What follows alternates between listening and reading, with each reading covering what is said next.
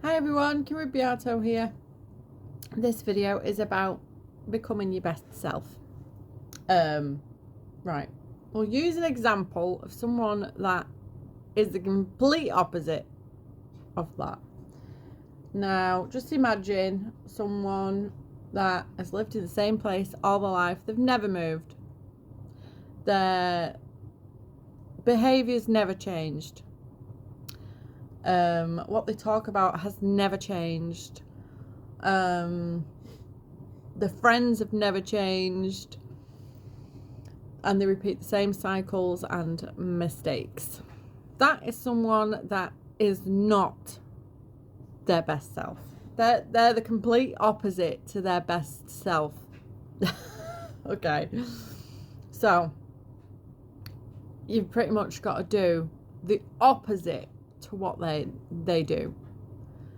Your behavior has to change. You're not going to be born perfect. You're not going to be born with all the right answers. You're going to have to learn stuff. You're going to have to not repeat the same mistakes. When you make a mistake, you're supposed to learn from it. But honestly, there is a lot of people that do not learn, and it's just madness. I don't understand it. I don't get how they can just keep going in circles, and I'm like, come on, you're better than this, right? But yeah, becoming your best self sometimes is a challenge. I'm not gonna lie.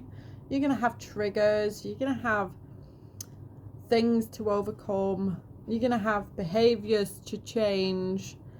You're gonna have a lot of stuff, and you're not gonna be one that has no issues. You're gonna have issues, and those issues are there so that you work on them. Literally. And I say this, it will be so beneficial to you if you do get rid of your issues. You might have had them for a long time. You might have forgotten when they appeared. That doesn't matter. You will benefit so much if you remove them from yourself, which is possible, by the way.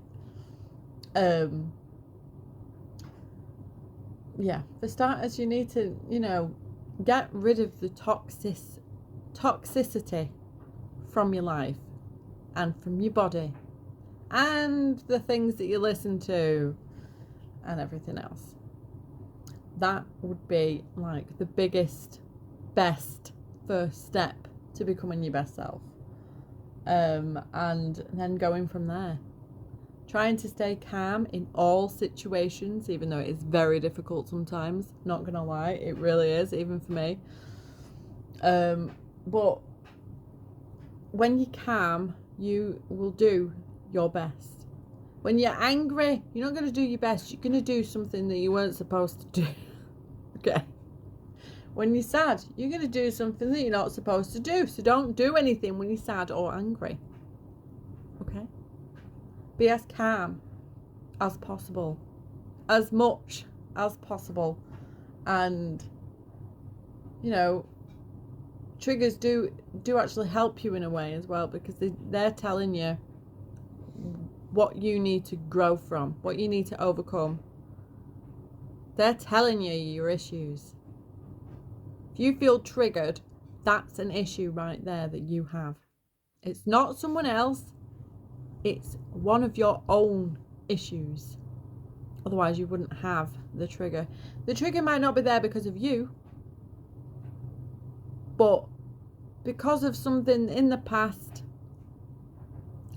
you now have a trigger that is now showing you an issue that you now have because of the past. And becoming your best self, you're going to need to get rid of them triggers. You're going to need to get rid of your issues. You're going to need to change your behavior. And I know, when you've had it tough and you were a kid and you didn't have great parents, or you didn't have any parents, you're going to have issues that you needed back then. You would have been, in fight mode. I get it. But It's not happening anymore. Now it's ruining you and your relationships and your life. And it's turning you into someone that you're not. You don't have to be in fight mode anymore. Anyway, thanks for watching. Stay tuned and toodaloo, mofos.